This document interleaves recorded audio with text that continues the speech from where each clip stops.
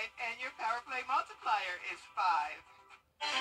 From 30s tomorrow morning all the way up to 80 degrees on Thursday. We definitely have a roller coaster of temperatures this week. Y'all have all the details on that and a look at our rain chances coming up.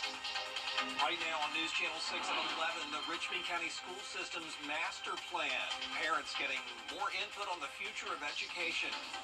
Also ahead, carrying a gun without having to carry a permit. Why some say they don't like that new law. And Georgians headed to the polls tomorrow for the presidential primary. What you need to know before you cast your ballot as News Channel 6 at 11 starts now. Live from Television Park, this is WJBF News Channel 6 at 11. Good evening, everybody. I'm Brad Means. Thanks for joining us. Coverage you can count on begins with parents showing up for another Master's Plan meeting for Richmond County Schools. It's their chance to let their voices be heard by the leaders. Nikita Dennis has the story. To the general, and for the first time ever, he flat out told me he hated school. There's only one more meeting left for people to attend to voice their questions and concerns on the Richmond County Board of Education, a 5-year master plan. During the meeting for Bel Air K-8 school, one parent is wanting to make sure her special needs child gets the resources he needs. It's one of those things where if he gets stuck in general, I'm not sure that he'll be able to get the one-on-one attention that he is getting at the school. The goal for Richmond County school consultants is to get more funding for programs. Livingston says she hopes those programs include special education curriculum. Because there isn't much that is being done for any child that has a special needs of some sort, because there's different types of disabilities. And if you honestly don't look like you're disabled, people don't notice you're disabled. And just being seen can make all the difference in the world. Everyone should learn about disabilities, different ones. Especially, I know everyone's heard the word autism, but they don't know much about it. Unless you have someone who is a friend or a family or a child or just someone in general that you've been acquainted with.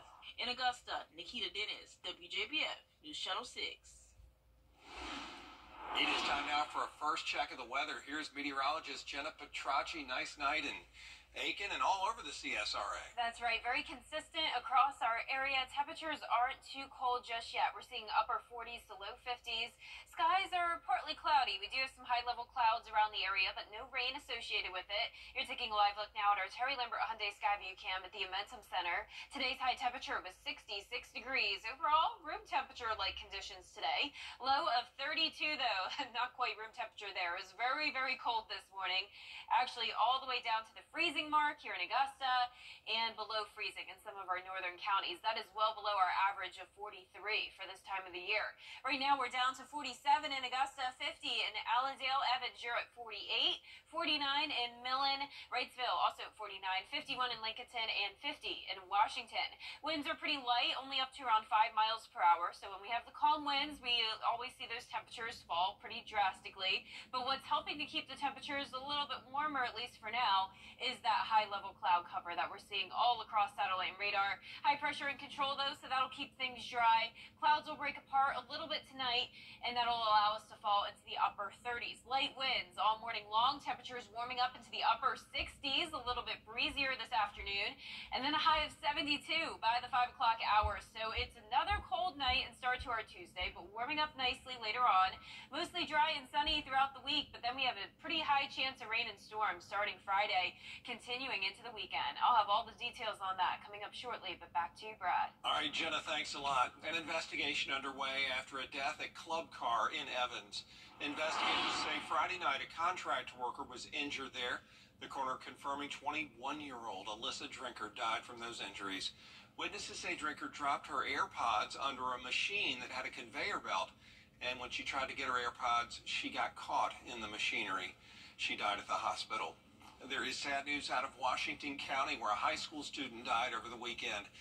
It happened Saturday on Pine Forest Drive in Sandersville. The sheriff says 15-year-old Tyson Tillman was killed in an ATV accident. The Washington County School District has made counselors available for students during this time. And the family of a local woman who was killed when she was hit by a falling utility pole is filing a lawsuit over her death. This happened in August of last year. Graham Lee has more. These parents, their pain matters. What Ms. Robinson went through, that pain matters. A family continues to fight for justice 7 months after 31-year-old Janelle Robinson was killed by a rotting utility pole. Now they're calling on the companies whose names were on the very poles that killed her. The pole that hit Janelle Robinson that was rotted at ground level, just like all the others, it had an abandoned Comporium line on it.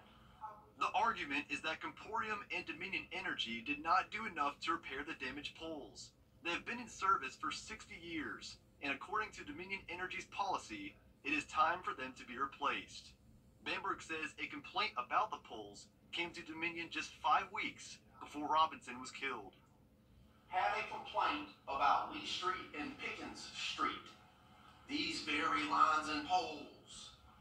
Bamberg also claims he saw more damaged poles right next to Wagner Sally High School just 3 weeks ago. The video only adding to the family's frustration.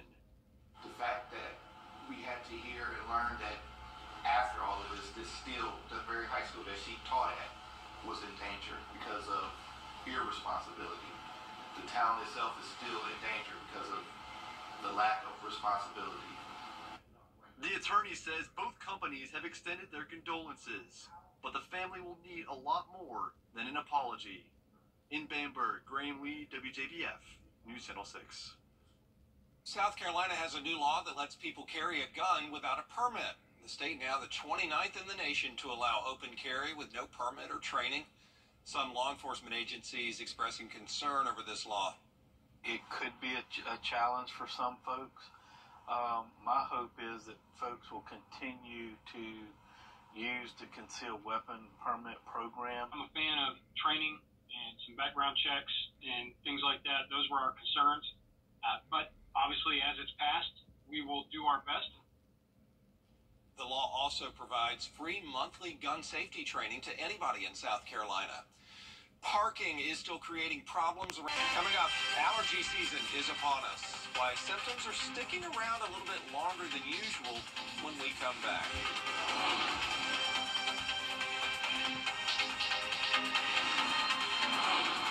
Speaking of that, pollen levels do remain high all this week, and on top of that, the temperatures will also be high. We are going to climb all the way to 80 degrees on Thursday. More details on that after this break.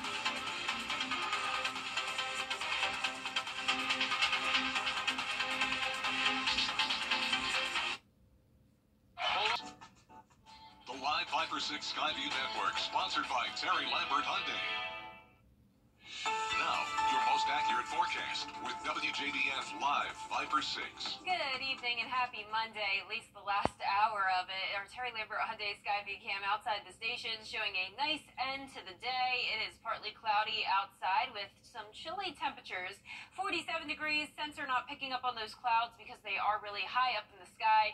Not going to bring us any rain. Dew point at 36, winds are calm, visibility is perfect, and temperatures are anywhere from around 47 in McCormick and Aiken down to 52 in Sylvania, 51 in Louisville, and 49 over in Sparta and Crawfordville. Satellite and radar, as I mentioned, showing the clouds across the area. Definitely looks like a blanket of cloud cover, but because they're those wispy high-level clouds, they're really not going to keep our temperatures much warmer tonight. We're going to still drop into those upper 30s, so a few degrees warmer than it was last night, but still a chilly night in store. High pressure overhead, that'll keep things dry. Tomorrow morning, I'm expecting us to drop it down into those mid to upper 30s, 36 at the 7 o'clock hour. So I'm not expecting a freeze, but there could be some patchy frost tomorrow morning, and that's because even though the air temperature is above freezing, around 35 to 37 degrees, the surface temperature is always a bit cooler than that. It always gets colder faster and gets colder than the air temperature, meaning that the frost can still form at the surface if we get to freezing or below freezing. Now, it's pretty typical to still have some frosty conditions all throughout the month of March and even into April. Our average last frost in Augusta is April 3rd, and last year it actually happened on April 12th. So we still could have around a month of some cold mornings despite the first day of spring coming in just 8 days. And and it's definitely going to feel like spring shortly. Not now, but notice by the middle of this week, our low temperatures are on the rise all the way up to 60 over the weekend, and high temperatures will really feel spring-like as we'll be at 72 even by tomorrow, and then 80 on Thursday, and then flirting with that 80-degree mark still all the way through Saturday. Now, with the warmer temperatures, we also have the rain and some thunderstorm potential. Now, that won't come into the picture, though, until Friday, so mostly dry and sunny for now. Then a high chance of rain Friday, lower chance Saturday, and then we'll pick things back up on Sunday. So let's jump into Friday afternoon. I'm going to be watching this closely for some severe potential. Of course, it's still too early to tell, but we do have the warm temperatures and the high dew points that'll be in place. So we will have the fuel for thunderstorm development if everything plays out. So we'll be watching Friday very closely. Saturday, not as much. It'll be more so spotty storms that'll show up. And then on Sunday, we'll have that additional system move in, and this will bring us a better chance of the rain and thunderstorms once again. Now, there are a few different outcomes here. This particular model showing the rain linger all the way into Monday afternoon. As of now, I'm going with a pretty low chance on Monday, but we'll definitely keep you updated. But for now, just know that Friday through Monday, pretty soggy setup and warm. Lows tonight in the mid to upper 30s. Highs tomorrow will be around the 70-degree mark, and that 10-day forecast showing the 70s for now, high of 80 on Thursday, and then next Tuesday, after we get through the rain, that's the first day of spring, but ironically, it cools down to a high of 60 on the first day of spring, and then our lows will be back into the upper 30s, so kind of like a fake winter next week. It is. This is always a weird time of year weather-wise. Definitely. And warmer winter and fall seasons apparently leading to longer allergy seasons. Those with and without allergies can have symptoms including sneezing, sniffling, runny nose, itchy eyes for months and months. Allergy treatments may help over-the-counter and prescription, but check with your doctor to see what works best. The immune system is constantly changing, so it's always possible that you've developed new allergies, particularly if you've moved environments. So if you're coming into a new area and over the course of a couple of years you've noticed certain seasons seem to bother you more, it's very possible you developed a new allergy. Sometimes I also see patients who have lots of symptoms that seem like allergies, and when we do testing, it ends up being negative. In those patients, they're probably having an irritation effect or an irritant effect to the pollen itself. If that pollen is heavy enough to cover our car, it is certainly enough to irritate the eyes, the nose, the throat, even if you're not making an allergy response to it. Some doctors say all of this is a reflection of how our general climate and weather patterns are changing, and likely something we're going to see more of in the future. Up next, TikTok is on the clock. Congress seems ready to pass a bill that would delete the app from your phone. We'll have details when we come back. But first, the winning numbers from tonight's South Carolina Lottery. Pick 3, 426. Pick 4 tonight, 6919. The fireball was 2.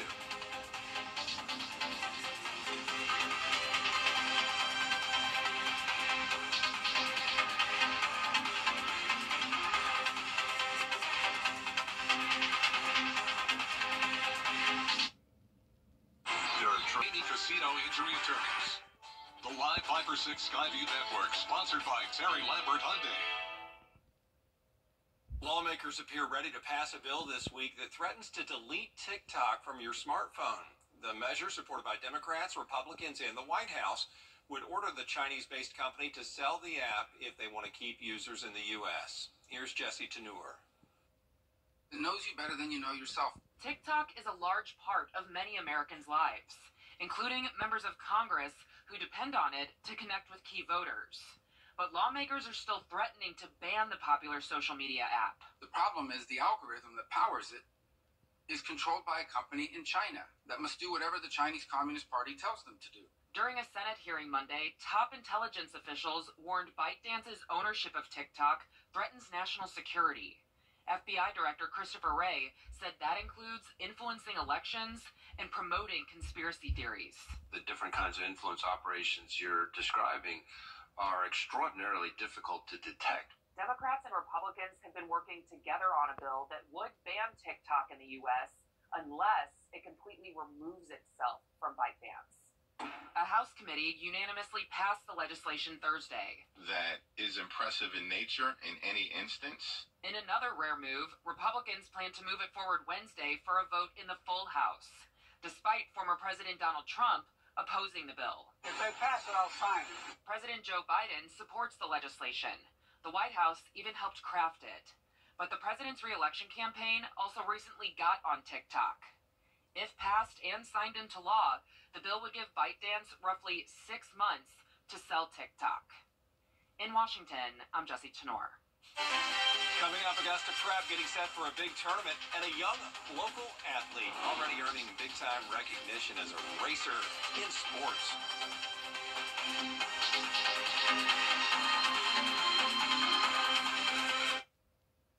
Coleman Service. Over the years, thousands of people have gotten their hands on one. And who knows, you could be next. Win your very own Good Morning Augusta coffee mug at WJBF.com/coffee club. Sponsored by Honda Cars of Aiken. Weeknights, watch the Beverly Hillbillies. I personally am going to spend the next few nights at the Clabbits. Stay up as long as you like, Mr. Drysdale. 9 o'clock if you want. Weather headlines on News Channel 6. Brought to you by Jamie Casino Injury Attorneys. The Live 5 for 6 mobile app. Download it today.